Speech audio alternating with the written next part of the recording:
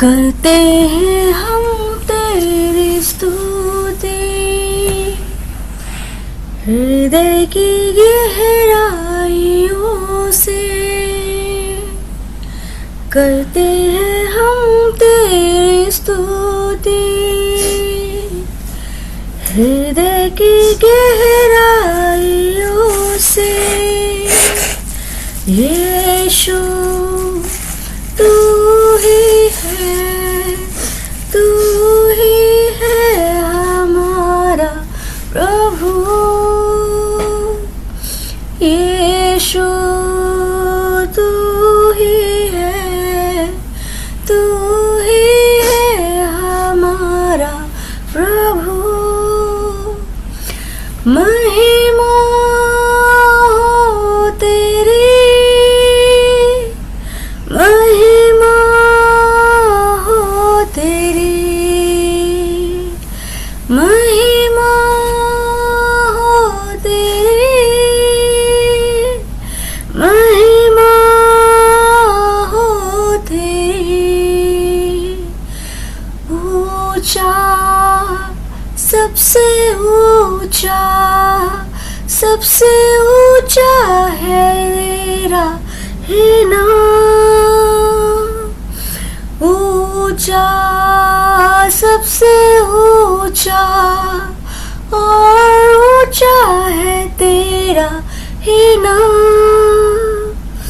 आत्मा और सच्चाई से तेरी आराधना करते हैं। आत्मा और सच्चाइयों से तेरी आराधना करते हैं। ऊंचा और ऊंचा, सबसे ऊंचा रहे तेरा नाम। ऊंचा और ऊंचा, सबसे ऊंचा रहे तेरा नाम। महिमा हो तेरी, महिमा हो तेरी, महिमा हो तेरी, महिमा हो तेरी। करते हैं हम तेरी स्तुति हृदय की गहराइयों से। करते हैं हम तेरी स्तुति हृदय की गहराइयों से। यीशु तू ही है, तू ही है हमारा प्रभु। यीशु तू ही है, तू ही है हमारा प्रभु। महिमा हो तेरी, महिमा हो तेरी, ओ महिमा हो तेरी, महिमा हो तेरी। ऊंचा और ऊंचा, सबसे ऊंचा रहे तेरा नाम। ऊंचा और ऊंचा, सबसे ऊंचा रहे तेरा नाम। ऊंचा और ऊंचा, सबसे ऊंचा रहे तेरा नाम। ऊंचा और ऊंचा, सबसे ऊंचा रहे तेरा नाम।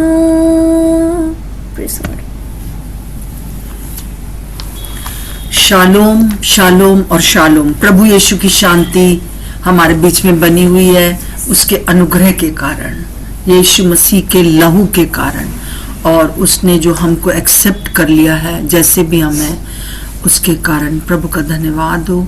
और हम इस समय देख रहे हैं किस प्रकार से प्रेरितों का काम में किस प्रकार से समाज में एक बहुत बड़ा बदलाव आया है, जो कि प्रभु के चुने हुए लोग थे, यहूदी लोग थे, उनके बीच में सर्वप्रथम, और वो लोग किस प्रकार से पवित्र आत्मा से परिपूर्ण हो गए 120 लोग, और उसके बाद एक बड़ा भारी बदलाव आया है। हमने देखा कि किस प्रकार से सामरियों में बदलाव आया, फिर हम देखा कि किस प्रकार से फिलिपुस के द्वारा इथोपिया के खोजे में एक जागृति आई है, आनंद से भर गया, और वहां पर हम देखते हैं कि वो किस प्रकार से इथोपिया का एक मिशनरी जैसा वो बन गया। फिर हमने देखा कि एक ये जो चैप्टर है पूरा 10th चैप्टर, वो 9th और 10th चैप्टर एक बड़े बदलाव का चैप्टर है, एक दुनिया के पूरा शिफ्ट होने का समय है। शाऊल के जीवन में हम देखते हैं एक बड़ी जागृति आई है, एक धुन जो थी वो गलत धुन थी, और वो अब सही धुन के ऊपर जो है वो हम उसको देख पा रहे हैं। और फिर हमने देखा कि किस प्रकार से अनियास के जीवन में एक बड़ा बदलाव आया, लुद्दा में और शारोन जगह जो जगहें थी इसमें एक बड़ी जागृति आ गई है, और फिलिपुस के प्रार्थना के द्वारा, और हम देखते हैं और पतरस के द्वारा। तो ये सब जो है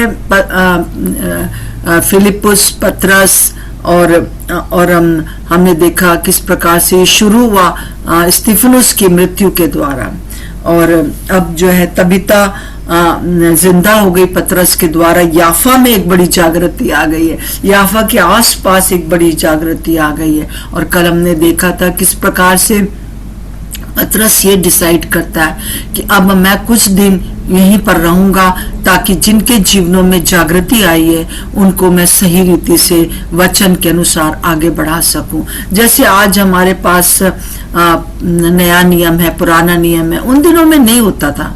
उन दिनों में नया नियम ऐसा नहीं लिखा हुआ था। सिर्फ पतरस और पतरस के साथ साथ जितने भी जो प्रेरित थे वो जहां जहां जाते थे, क्योंकि वो प्रभु के साथ रहते, प्रभु उनकी सारी शिक्षाओं को जानते थे, तो वो सारी शिक्षाओं को मुंह जुबानी बताते थे। अब मुझे नहीं मालूम कि उस समय लोग लिख लेते होंगे जो पतरस यूहन्ना बताते होंगे, और हम देखते हैं कि वो लोग अपने पुराने नियम में भी हम आगे चल कर देखेंगे किस प्रकार से जो है बेरियंस के लोग पुराने नियम में उन चीजों को खोजते थे कि जो ये पतरस और पौलुस जो कह रहे हैं क्या वो सचमुच में है। और हम देखते हैं कि एक बड़ा बदलाव हम पूरे समाज में देखते हैं।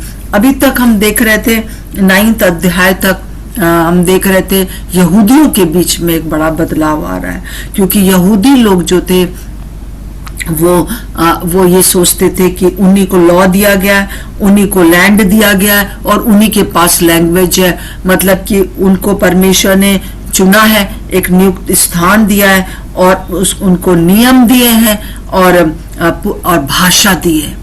और वो लोग बहुत ही ज्यादा इस चीज को घमंड करते थे, सोचते थे कि बस उन्हीं का उद्धार होगा और बाकी अन्य जाति लोग जो है वो तो नरक में डाले जाएंगे। और वो लोग इस बात के लिए जानते भी नहीं थे कि जो प्रभु यीशु मसीह जिनको वो मान रहे हैं, जैसे पतरस, यूहन्ना और ये 120 लोग जो थे वो मान रहे हैं, वो नहीं जानते थे कि ये शुभ संदेश जो है वो अन्य जातियों के लिए भी है।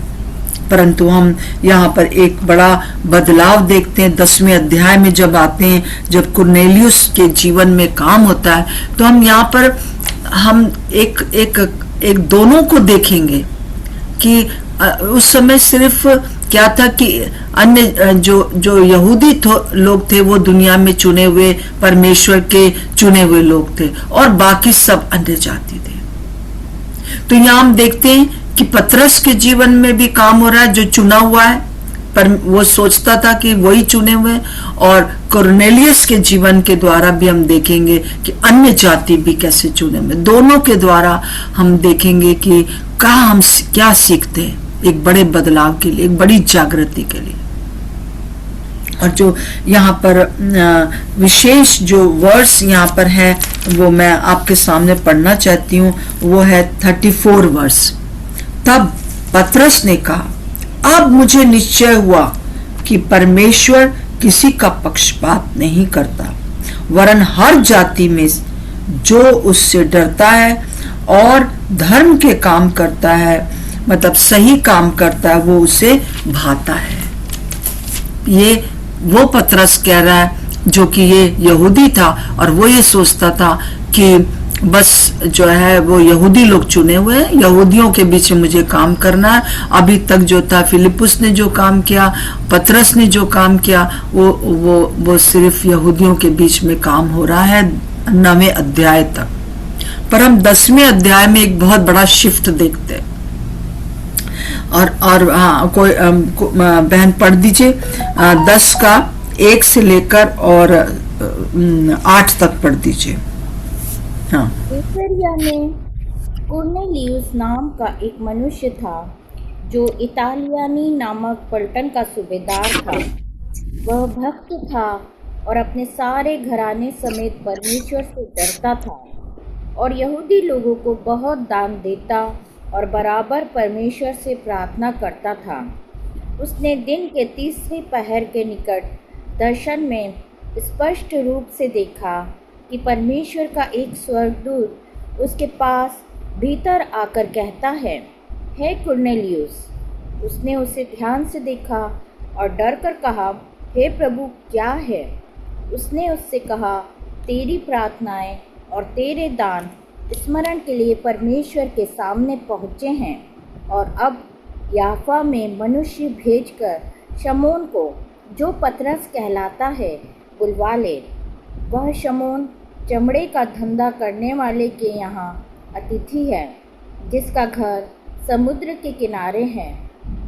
जब वह स्वर्गदूत जिसने उससे बातें की थी चला गया, तो उसने 2 सेवक और जो उसके पास उपस्थित रहा करते थे उनमें से एक भक्त सिपाही को बुलाया और उन्हें सब बातें बताकर याफा को भेजा। जी बस, थैंक यू। तो हम यहाँ पर क्या देख रहे हैं कि यहाँ पर एक कुरनेलियुस नाम का एक रोमी सरकार का अधिकारी है, अन्य जाति है, परमेश्वर से डरता है, बहुत दान देता है यहूदियों को, उनके हैकल को बनाने के लिए, आराधनालयों को बनाने के लिए, और वो बराबर प्रार्थना करता है और वो एक अच्छा आदमी है, गुड है। पर गुड होना इनफ नहीं है, अच्छा होना काफी नहीं है। यीशु मसीह को जैसा जानना चाहिए वैसा जानना, उसके अनुग्रह को जानना बहुत आवश्यक है। ये जानना कि मैं भी यहूदियों के समान ही चुना गया हूँ। वो लोग उस समय अन्य जाति लोग जितने भी अच्छे होते थे वो प्रभु के इस अनुग्रह को नहीं जानते थे कि हम भी यहूदियों के समान परमेश्वर के चुने हुए लोग हैं, हम भी इक्वल हैं, वो नहीं जानते थे। परंतु यहाँ पर हम देखते हैं कि वो परमेश्वर का एक स्वर्गदूत आता है, स्वर्गदूत उससे बता रहा है, और ये 9th आ रहा है, मतलब कि सुबह के 9 बजे है। सुबह का 9 बजे जो था, यहूदी लोग सबसे पहली प्रार्थना करते थे, और जब पेंटिकुस के दिन वो 9 बजे सुबह प्रार्थना कर रहे थे, तभी जो था वो पवित्र आत्मा उतरा था।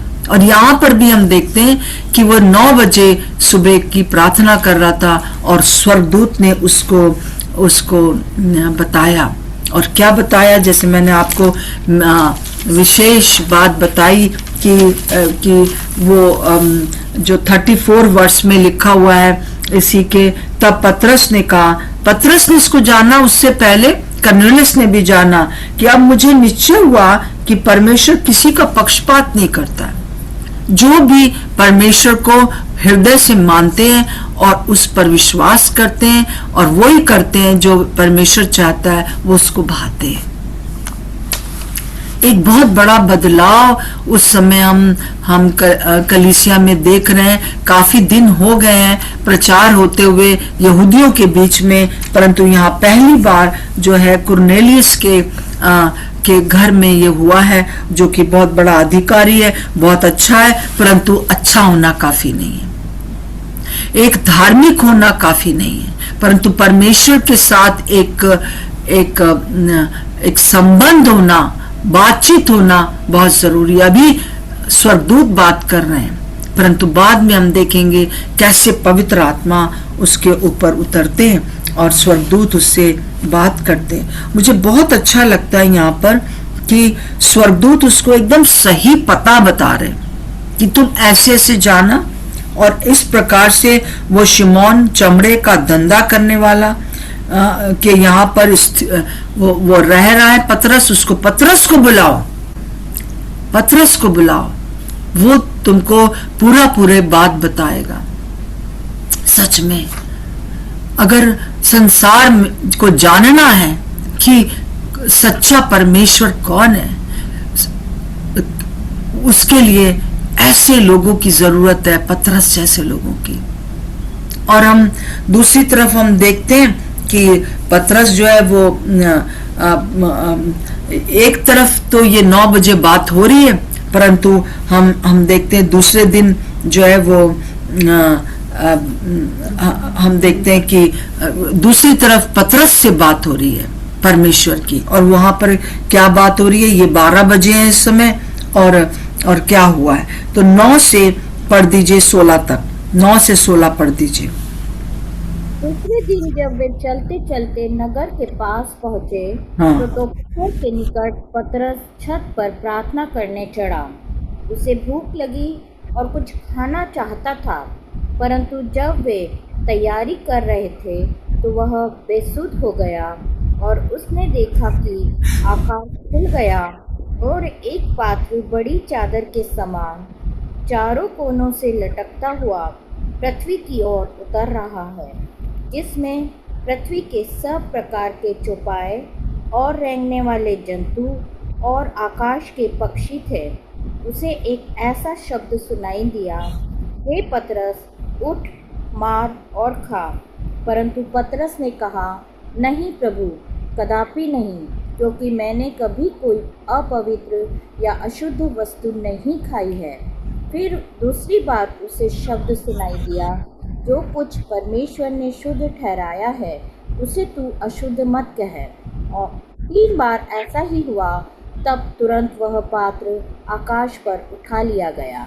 जी हाँ, अब इधर क्या हो रहा है, न केवल उसने कर्नेलियस को कहा कि जाकर ये पता है इस पते पर एक व्यक्ति है जिसका नाम पतरस है, और इस पतरस को तुम बुलाओ और वो तुम्हें और भी ज्यादा मेरे बारे में बताएगा। और हम देखते हैं दूसरी तरफ जो है, जो पतरस है वो दोपहर का समय है। इंग्लिश बाइबल में बहुत क्लियर है कि वो करीब 12 बजे का दोपहर का समय है, और वो शायद जिस घर में है उस घर में खाना बन रहा है, पर उसको भूख लग रही है। ये एक परमेश्वर ने एक इस प्रकार से क्रिएट किया पतरस के जीवन में कि वो उस बड़े सत्य को जान सके कि केवल यहूदी लोग ही जो है वो मेरे चुने हुए नहीं है, पर पूरा संसार मेरा चुना हुआ है। और वो क्या देखता है कि वो किस प्रकार से जो है चादर उतर रही है और उस पर हर प्रकार के रेंगने वाले, जिन चीजों को खाने के लिए पुराने नियम में मना किया गया था वो यहाँ पर है। और पवित्र आत्मा उससे कह रहे उठो और खाओ, मारो और खाओ। तो वो कह रहे नहीं, मैंने कभी ये सब चीज नहीं खाई है। परंतु प्रभु उससे कह रहे जिसे मैंने शुद्ध ठहराया है उसको तुम अशुद्ध मत कहो। मैंने तुम्हें ठहराया है, मैंने इस बात जो कुछ मैंने शुद्ध ठहराया है उसे तू अशुद्ध मत कह। जो कुछ परमेश्वर ने कैसे शुद्ध ठहराया? प्रभु यीशु के लहू के द्वारा। यीशु की मृत्यु हो चुकी है, यीशु का लहू बहा दिया गया है, पवित्र आत्मा उतर चुके हैं, अपनी सारी बातों से प्रभु ने पूरे संसार को जीत लिया है। और अब जो है प्रभु ने सबको शुद्ध कर दिया है, हर एक मनुष्य को शुद्ध कर दिया।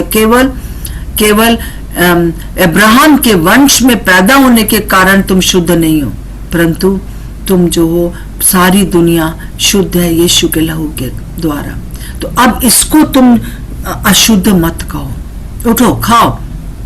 और उस समय जो सारी खाने की जो बातें थी, वो कुछ नियम थे जो कि खाने के ऊपर नियम थे और कुछ व्यवहार के ऊपर नियम थे। वो सारे नियम जो मूसा के द्वारा दिए गए थे वो इसलिए दिए गए थे ताकि यहूदियों को कहा जाए ये एकदम अलग लोग हैं। ये लोग हर समय उनको याद दिलाते थे कि ये हमको नहीं खाना, ये जो सुअर है वो हमको नहीं खाना, हमको ये नहीं खाना। बहुत सी चीजें खाने के लिए मना थी, रेंगने वाले सारे जंतु खाने के लिए मना थे। पूरा बहुत से चैप्टर इसके ऊपर लिखे हुए हैं पुराने नियम में कि क्या खाना है क्या नहीं खाना है। और लोग इसलिए फॉलो करते थे और दूर से लोग देख लेते थे, हाँ ये लोग ये सब चीजें नहीं खाते हैं, ये लोग यहूदी लोग हैं और ये परमेश्वर के चुने हुए लोग हैं, ऐसा ये लोग कहते हैं। और एक विश्वासी के लिए भी यही बात है। और दूसरे प्रकार के जो नियम होते थे वो संसार से उनको अलग करते थे कि तुम किसी अन्य जाति से विवाह ना करना, तुम ये ना करना, वो ना करना। बहुत से दूसरे नियम थे, उसके कारण जो थे वो लोग उनको जानते थे कि ये यहूदी लोग हैं। आज लोग हमको कैसे जानते हैं?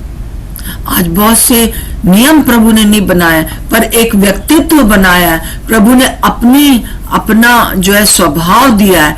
अब जैसा प्रभु था वैसा होने के लिए 9 जो है वरदान तो है ही हमारे अंदर, वो जो कि प्रभु को ग्रहण करने के बाद आते हैं, परंतु उससे पहले जैसे हम प्रभु को ग्रहण करते हैं 9 फलों का प्रगटीकरण जरूरी है। प्रेम, संयम, दया, है ना, बहुत सी चीजें। तो 9 चीजें प्रभु हमसे चाहता है कि हमारे जीवन में दिखाई दें। परंतु अब जो है प्रभु हमसे कह रहा है, जब प्रभु इस दुनिया में थे तभी उन्होंने इस बात के लिए, जैसे कहना चाहिए, ऐलान कर दिया था। तो हम पढ़ लेंगे मरकुस उसका 7 का 18 और 19 पढ़ दीजिए। प्रभु यीशु मसीह ने पहले से ही क्या कह दिया था कि खाने पीने के लिए पहले से वो इनको जो है अगुवाई कर रहा था, जो कि बाद में पतरस को याद आता होगा। हाँ, प्रभु यीशु मसीह ने भी कहा था जब वो दुनिया में था। जी हाँ, पढ़ दीजिए मरकुस 7 का 18-19। उसने उनसे कहा, क्या तुम भी ऐसे ना समझो? क्या तुम नहीं समझते कि जो वस्तु बाहर से मनुष्य के भीतर जाती है वह उसे अशुद्ध नहीं कर सकती, क्योंकि वह उसके मन में नहीं परंतु पेट में जाती है और संडास से निकल जाती है। यह कहकर उसने सब भोजन वस्तुओं को शुद्ध ठहराया। जी हाँ, तो प्रभु यीशु मसीह, और फिर कुलुसियों में भी हम इस बात को देखते हैं, यही बात दोहराई गई है कि जो खाने पीने से कुछ नहीं होगा। अब जो है एकदम सब कुछ अलग हो गया है। अब कोई भी चीज जो है वो हर एक बात जो बाइबल में थी, जो नियम थे, वो हम लोग को कठिन लगते थे, परंतु वो सिर्फ उस समय लोगों को अलग करने के लिए कहे गए थे।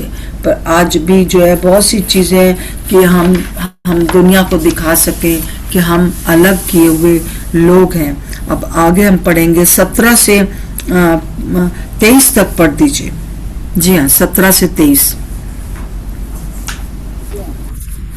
जब पतरस अपने मन में दुविधा में था, हाँ, यह दर्शन मैंने देखा वह क्या हो सकता है, तो देखो वे मनुष्य जिन्हें कुरनेलियुस ने भेजा था शमौन के घर का पता लगाकर द्वार पर आ खड़े हुए और पुकार कर पूछने लगे, क्या शमौन, जो पतरस कहलाता है, यहाँ अतिथि है?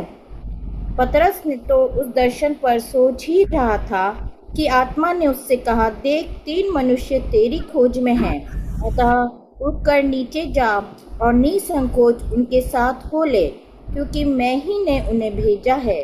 तब पतरस ने उतरकर उन मनुष्यों से कहा, देखो, जिसकी खोज तुम कर रहे हो वह मैं ही हूँ। तुम्हारे आने का क्या कारण है? उन्होंने कहा, कुरनेलियुस सूबेदार, जो धर्मी और परमेश्वर से डरने वाला और सारी यहूदी जाति में सुनाम मनुष्य है, उसने एक पवित्र स्वर्गदूत से यह निर्देश पाया है कि तुझे अपने घर बुलाकर तुझसे वचन सुने। तब उसने उन्हें भीतर बुलाकर उनकी पहुनाई की। जी, अद्भुत अद्भुत अगुवाई, अद्भुत अगुवाई है। वहां पर कुरनेलियुस को परमेश्वर स्वर्गदूत भेजता है, क्योंकि वो पूरी तरह से अभी प्रभु यीशु मसीह को नहीं जानता, बस उसको उसका भय रखता है, उसको प्रार्थना करता है, सब कुछ करता है। परंतु यहाँ पर एक अलग प्रकार का उनकी अगुवाई है। पवित्र आत्मा उससे कहते हैं, पवित्र आत्मा की, क्योंकि वो पवित्र आत्मा की आवाज को सुनने का अभ्यस्त हो गया है और उससे पहले वो एक दर्शन देख रहा है। प्रभु अद्भुत रीति से अगुवाई कर रहा था उस समय। मेरे प्रियो, आज भी हमें प्रार्थना करना है कि प्रभु हमारी भी अद्भुत रीति से अगुवाई करिए। इस समय कलीसिया में एक अद्भुत अगुवाई हम चाहते हैं, दोनों तरफ, जिनके पास हमें जाना है, ताकि हमारा समय बर्बाद ना। और एक बहुत बड़ा शिफ्ट हो रहा था, है ना, एक बहुत बड़ी बात को जो लोग सोचते थे कि ये सिर्फ यहूदियों चुने हुए हैं और हम नहीं हैं, और यहूदी लोग सोचते थे हम चुने हुए हैं और सब लोग जो है नरक जा रहे हैं। एक बहुत बड़ा बदलाव। और ये जो हमारे पूरे नए नियम का एक थीम है कि परमेश्वर ने जगत से ऐसा प्रेम रखा कि उसने अपना इकलौता पुत्र दे दिया, ताकि जो कोई उस पर विश्वास करे नाश ना हो परंतु अनंत जीवन पाए। ये थीम पूरा हो रहा है। ये लोगों को उतना पता नहीं था, जबकि वचन में सब लिखा था, परंतु पतरस को भी प्रभु ने पवित्र आत्मा के द्वारा अगुवाई किया, जाओ उनके साथ हो लो, तुम वो ना करो। अब आगे देखिए, पतरस फिर कुछ नहीं बोलता है और क्या होता है, 23 से आगे पढ़ दीजिए आप प्लीज। हाँ, 25 तक पढ़ दीजिए। दूसरे दिन वह उनके साथ गया और याफा के भाइयों में से कुछ उसके साथ हो लिए। दूसरे दिन वे कैसरिया पहुंचे और अपने कुटुंबियों और प्रिय मित्रों को इकट्ठा करके उनकी बाट जोह रहा था। जब पतरस भीतर आ रहा था तो कुरनेलियुस ने उससे भेंट की और उसके पांवों पर गिरकर उसे प्रणाम किया। आगे भी आंटी? हाँ, 26 भी पढ़ दीजिए। परंतु पतरस ने उसे उठाकर कहा, खड़ा हो, मैं भी तो मनुष्य हूँ। जी हाँ, तो हम देखते हैं कि जैसे ही पतरस वहां पहुंचता है तो कुरनेलियुस, जो कि एक अन्य जाति से आया है, उसके पांव पर गिर पड़ता है और वो कहता है, अरे इसी के लिए तो स्वर्गदूत ने कहा यही महान है।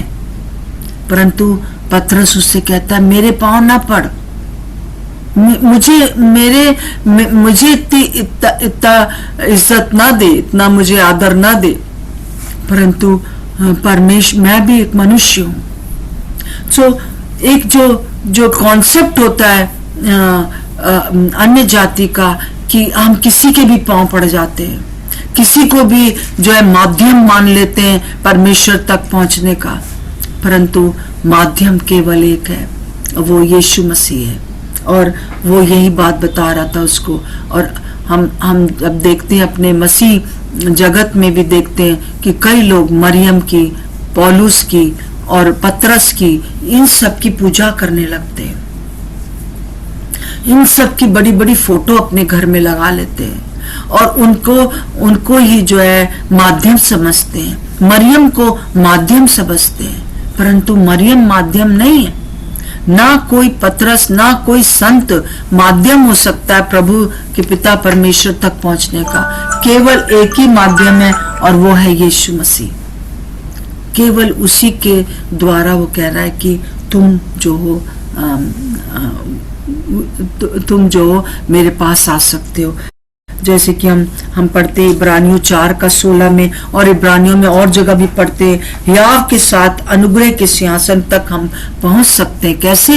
यीशु के लहू के द्वारा, केवल यीशु का लहू हम उस तक पहुंच सकते हैं। जैसा कि हम एक गाना भी गाते हैं कि I enter the Holi of Holis, है ना, by the through the blood of the lamb. केवल यीशु मसीह के लहू के द्वारा हम कर सकते हैं। अब क्या होता है कि हम आगे जब पढ़ते हैं तो एक बार मैं चाहती हूँ कि आप पढ़ दीजिए बहन की, और सब जन ध्यान से सुन लीजिए। हालांकि टाइम हो गया है, पर मैं चाहती हूँ कि आप इसको पढ़ लें, ताकि जो है 27 से पूरा 38 तक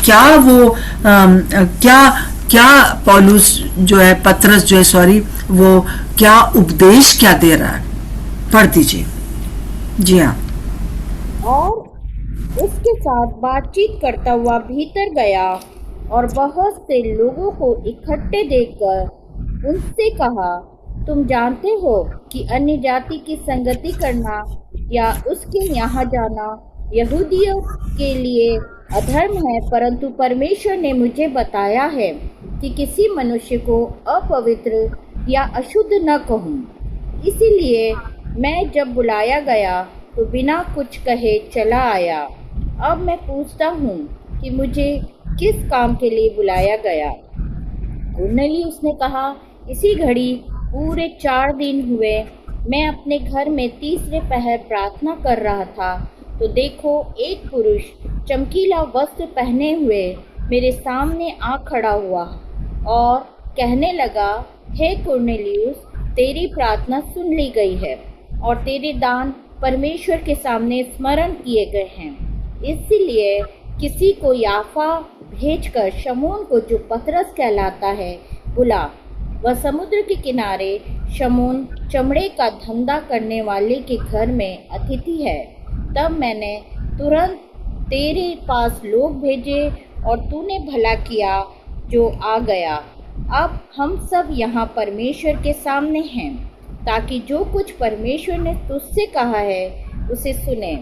तब पतरस ने कहा, अब मुझे निश्चय हुआ कि परमेश्वर किसी का पक्ष नहीं करता, वरन हर जाति में जो उससे डरता और धर्म के काम करता है वह उसे भाता है।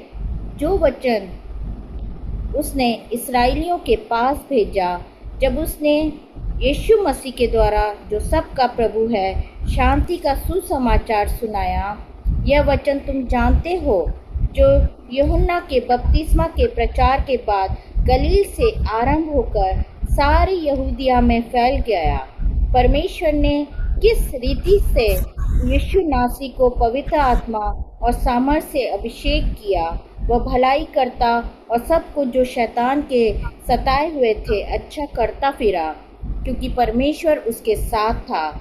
हम उन सब कामों के गवाह हैं जो उसने यहूदिया के देश और यरूशलेम में भी किए, और उन्होंने उसे काट पर लटकाकर मार डाला।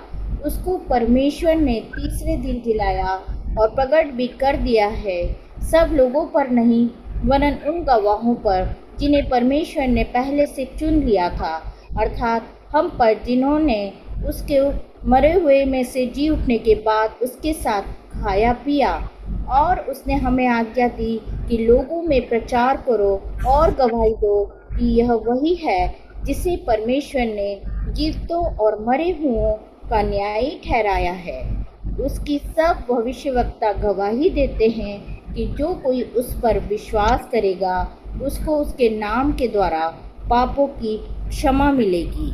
जी हाँ, तो अब हम देखते हैं कि ये जो संदेश है उद्धार का, वो अब कॉर्नेलियस को मिल चुका है। उसके घर में उसने बहुत से अपने सारे रिश्तेदारों को जमा कर रखा था, अपने आस पड़ोसियों को जमा कर रखा होगा, और जो कि अन्य जाति थे। और हम देखते हैं कि यहाँ पर किस प्रकार से प्रभु यीशु मसीह का प्रचार हो रहा है। एक बड़ा शिफ्ट आया है पूरे संसार में। पहले 2 प्रकार के लोग थे, अब भी 2 प्रकार के लोग हैं। एक वो है जो कि वचन का उद्धार को मानते हैं, और एक वो है जो नहीं मानते।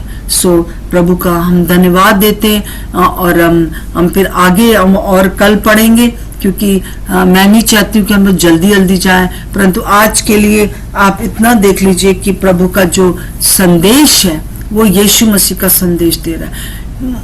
कॉर्नेलियस को भी प्रभु सिखा रहा है और पतरस को भी प्रभु सिखा रहा है, और हमें भी सिखा रहा है कि अब जो हम लोग अन्य जाति हैं, किस प्रकार से प्रभु का अनुग्रह हमारे पर हुआ है। आइए हम प्रभु को हाथ उठा के धन्यवाद दें। प्रभु, हम आपको धन्यवाद देते हैं कि किस प्रकार से दुनिया के एक बड़ा बदलाव आया, कि सारी दुनिया प्रभु पर यीशु मसीह को यहोवा परमेश्वर की संतान बन सकती है।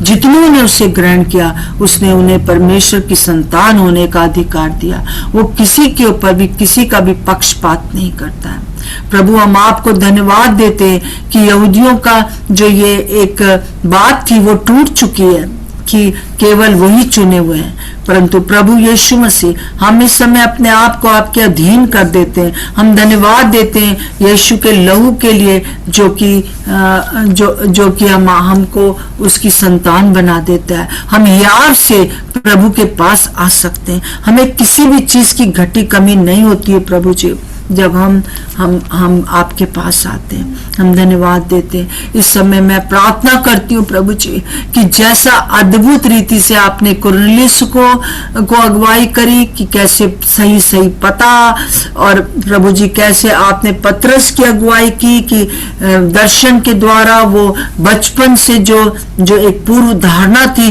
वो टूटी प्रभु जी, एक ही दोपहर में। प्रभु, आज हम वही चाहते हैं,